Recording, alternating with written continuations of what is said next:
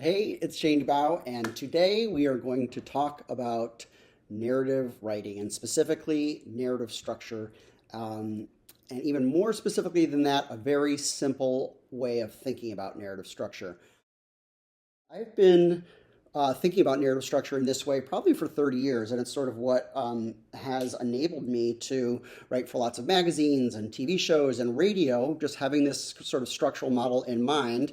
I have a couple of learning differences and didn't learn to read until age 10. And so once I became a professional writer, I needed to come up with something really simple to help me hold on to kind of the key components of, help my special neurodivergent brain hold on to the key components of narrative structure. So this is what I came up with. There are lots of ways of thinking about narrative. I certainly didn't make all this up. You know, there's the hero's journey, there's Freytag's pyramid. This is sort of my take on it and pulling the pieces that I needed to kind of think about narrative in a way that I could produce it.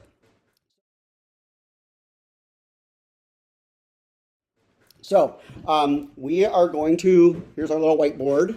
And of course, we're going to need a character, little stick figure here, a little face. And let's pretend this character is a bank robber. And I like to use the bank robbery example with college essay writers because I've been writing a book about a bank robber off and on for a few years.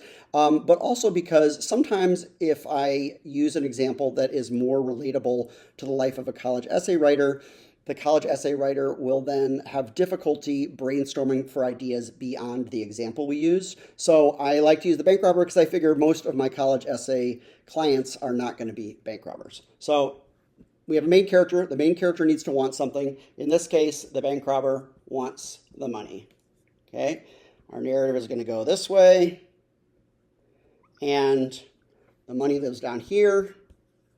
And between the bank robber who wants the money getting the money, there's going to be some hurdles. Sometimes we call these conflicts, stuff that stands in the way. This stuff that stands in the way can be internal or external. So what would be some internal things that might stand in the way of the bank robber getting the money? Well, we could have fear. We could have morality. Just examples. Fear, morality, but we could also have some external examples. So let's say that's the vault or a guard. And if those external things that stand in the way are people, other characters, and they take on significance in the story, we might call them an antagonist.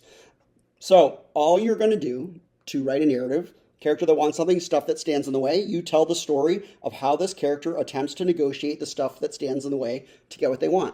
Sometimes they will get what they want. The quest will be a success. Sometimes they will not. The quest will not be a success. It doesn't matter if the character's quest is a success to have a successful narrative.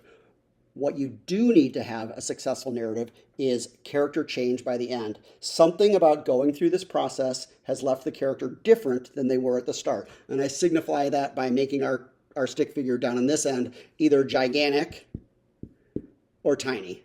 The character is different. So let's play this out. How could the bank robber be different?